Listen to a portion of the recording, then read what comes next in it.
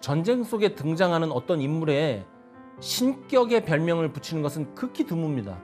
근데 이분 별명이 하얀 사신이었어요. 핀란드의 전설적인 저격수. 핀란드가 소련과 싸웠던 겨울전쟁에 종군했죠. 이름도 참 어쩜 이럴까. 시모 해위해. 조금만 다르게 읽으면 사모해 위해. 저는 이렇게까지 읽힐 정도로 이분 좋아해요.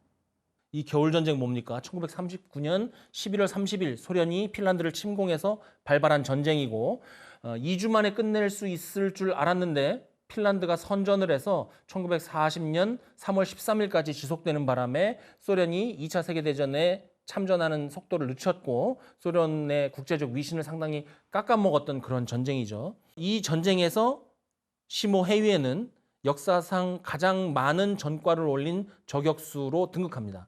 3개월 동안 소련군을 무려 542명을 사살했어요. 그래서 소련 병사들이 해위에를 하얀 사신으로 불렀습니다. 그러면 시모 해위에라는 이 인물은 어떤 인물이었을까요? 어떤 훈련을 받았을까요? 한 인간으로서, 군인으로서 시모 해위에를 좀 살펴보겠습니다.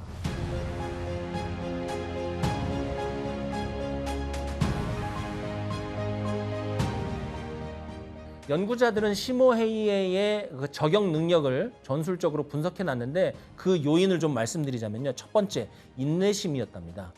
시모 해위에가 썼던 전술은요. 끊임없이 기다리는 전술이었어요. 어떻게 하냐면 먼저 해가 뜨기 전에 저격을 할 만한 장소 몇 곳을 확인을 해서 그것을 순찰합니다. 그리고 어떠한 장소를 선점을 하면 거기에서 낮에 한 번도 움직이지 않는 거예요. 거기서 꼼짝하지 않는 거죠. 그러고 있다가 소련군이 오면 쏘느냐? 그것도 아닙니다. 한 번 더 기다립니다. 소련군이 그 일대에 와서 무엇을 하는지, 여기에서 다음엔 어떻게 움직일 것인지 그걸 하루 종일 관찰을 해요. 우리가 알고 있는 것처럼 일반적으로 생각하는 저격수라는 건 뭐예요? 가만히 서서 멀리서 쏘는 거잖아요. 시모 해위에는 그런 저격수가 아니에요. 어떤 날은 하루에 20명도 사살했는데 그것은 상식적으로 저격으로 20명을 사살하는 건 불가능하잖아요. 가만히 있냐고요. 다 도망가면 못 쏘는 거잖아요.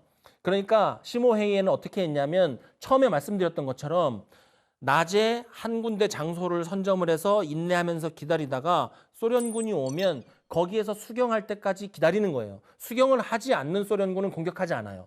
수경을 하면 한 번 더 기다려요. 그리고 마침 눈보라가 치면 가까이 접근을 해서 한꺼번에 사살하고 그 자리에서 이탈을 하는 것이죠. 이러한 방식으로 소련군에게 피해를 계속 가중시켰던 겁니다. 그런데 여기에는 시모 해위에만의 원칙이 있었어요. 나중에 인터뷰한 결과 그리고 전원 분석한 보고서를 보면 이렇게 한다고 해요. 소련군을 발견을 하는 것이죠. 그러면 날씨를 봅니다. 그리고 소련군이 집결해서 마침 눈보라가 치는 그러한 상황이 올 때까지 기다리는 거예요. 그리고 가장 취약한 시간대 한 3시에서 5시 사이 가장 졸릴 때까지 기다려요.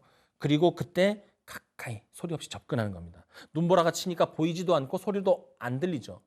그렇게 하고 나서 바로 사격하느냐? 그게 아니에요. 소련군이 수경하고 있는 주변의 포인트 몇 군데를 골라서 사격할 장소를 골라요. 그리고 어떻게 하느냐? 그 취약한 시간대에 사격할 장소까지 확보되면 여기에서 한번 소련군을 사격을 해요. 그러면 난리가 나고 상황을 파악하겠죠. 그 우왕좌왕하는 틈을 타서 다음 포인트로 가서 우왕좌왕하는 소련군들을 사격을 합니다. 이때 시모 해위의 원칙이 있었는데 20명 정도를 사살했다. 그러면 욕심부리지 않고 지체 없이 자리를 뜹니다. 자리를 뜰 때도 그냥 막 도망가는 게 아니라 미리 봐둔 은엄폐 지역 1, 2, 3 중에 하나를 가는 거예요. 거기에는 식료품, 대비할 수 있는 탄약, 보온품 같은 게 다 하나씩 있어요. 그러니까 정말 철두철미한 사람이죠. 이 부분이 사실 의미심장하지 않아요?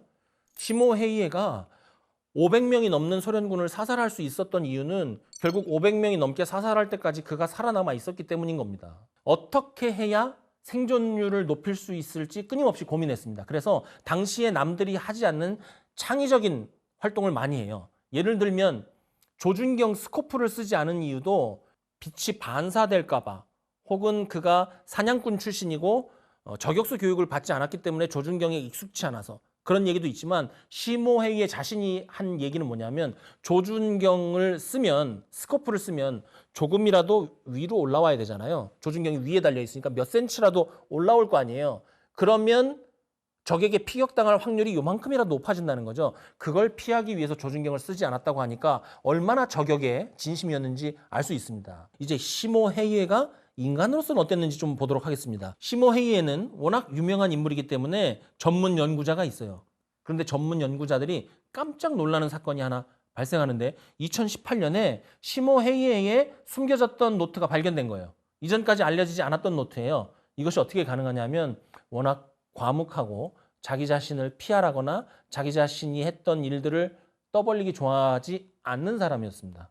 그래서 자신이 썼던 노트가 있었는데도 말하지 않은 거예요. 생가를 정리하다가 가족들이 2018년에 이 노트를 발견했고 언론에 공개를 한 것이죠. 이 노트의 맨 앞은 이렇게 시작합니다. 1939년 10월 10일 이미 온 사방에서 전쟁의 기운이 느껴지고 있었다. 나는 집에서 연락을 받고 비오르그에 있는 연대 수경지로 이동했다. 여기서부터 알 수 있는 거죠. 덤덤한 사람입니다. 전쟁이 발발해서 부대에 비상호출이 되어 가는 와중에 이 글을 썼을 것인데 이렇게 담담하게 상황을 묘사하고 있는 거죠. 단 2줄로. 그리고 다음 일기는 1개월 후에 적습니다.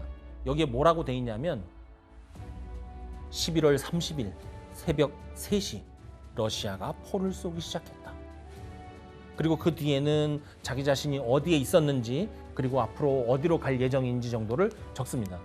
그리고 이 일기장을 좀 더 넘겨보면 시모 헤이의 인생의 최대 위기에 대한 그 내용이 나옵니다. 뭐냐면 전쟁이 끝나기 일주일 전인 1940년 3월 6일에 시모 헤이가 누군가가 쏜 총에 맞아서 큰 부상을 입죠.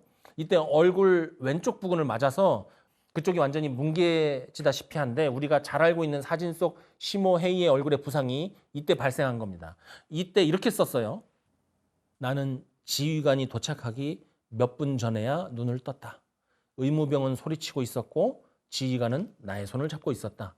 죽기 직전의 위기였거든요. 이거 부상 때문에 얼굴 재건 수술을 26번이나 받아요. 큰 부상을 입고 쓰러졌는데 이렇게 담담하게 적고 있습니다. 이 노트를 쓰고 있을 때 시모 헤이에는 굉장히 절망적이었고 아마도 자신이 죽을지도 모르겠다고 생각했을 겁니다. 지금 부상에서 회복하고 있고 계속 수술을 받고 있기 때문에 현재 상황이 어떻게 돌아가는지도 모르고 정신도 몽롱했겠죠. 그런 상황에서도 이렇게 글을 담담하게 쓴 것이죠. 이렇게 보면 시모 헤이에라는 인물이 좀 달라 보이지 않습니까? 자, 이렇게 해서 시모 헤이에가 굉장히 담담하고 침착한 사람이라는 것은 우리가 알 수 있는 것 같아요. 이 에피소드를 조사하는 과정에서 제가 핀란드 정부 사이트에 들어가서 만네르하임 훈장이라는 훈장을 시모 헤이에가 받을 때 자기 자신이 쓴 공적조서를 봤어요. 공적조서라는 게 뭐냐 하면, 훈장을 상신을 하면 정부나 아니면 훈장을 심사하는 기관에서 당신이 어떠한 자격에 의해서 이 훈장을 받아야 되는지 간략히 쓰시오 해서 공적조서를 요구를 해요. 그런데 이 공적조서 난에 본인이 쓰는 난은 자기 자신이 육하 원칙에 의해서 300~400자 정도를 쓰게 돼 있습니다. 그런데 통상 훈장이 상신되어서 공적조서를 쓰는 사람들은 그 칸이 모자라요. 400자 넘게 써갖고 위에서 400자 넘었으니까 다시 쓰세요. 대부분 이렇게 돼요. 근데 시모 헤이에는 어떻게 했느냐? 여기에 딱 한 문장 써요. 지금 보시는 장면이 그 장면인데 영어로 번역해서 I support. 최전선에서 핀란드군이 싸울 때 저는 지원한 게 전부입니다. 공적소서에 이렇게 썼는데 이 사람의 인성이나 품성 한눈에 아실 수 있겠죠.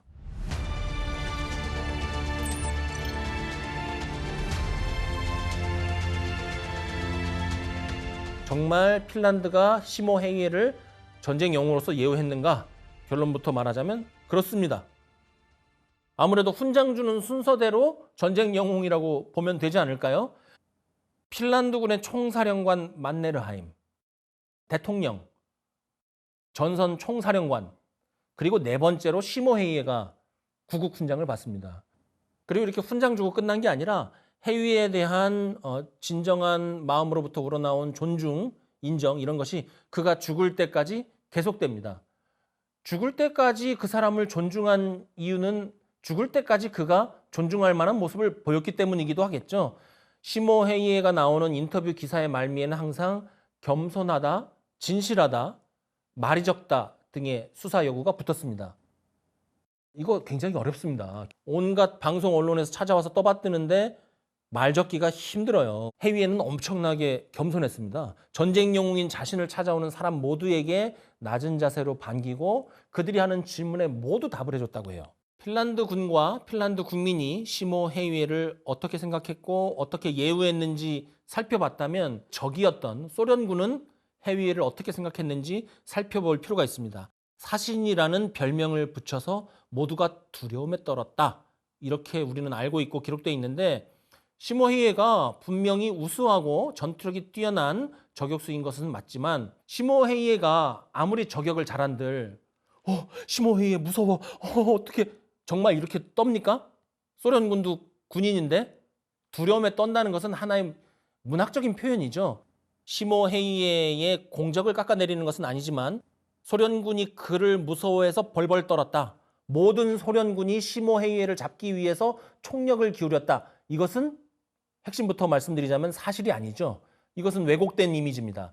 이거를 좀 객관적으로 냉철하게 보자면 겨울 전쟁은 굉장히 치열한 전쟁이었고 양측 피해를 합치면 50만 명 가까이 됐어요. 그 와중에 시모 헤이에가 대단한 저격수이고 한 번 작전을 나갈 때마다 10명 가까이 사살을 했지만 지금 겨울 전쟁이라는 이 전쟁은 교전에서 양측이 한 번 붙으면 1000명씩 10,000명씩 죽어나가는 그러한 교전이란 말이죠.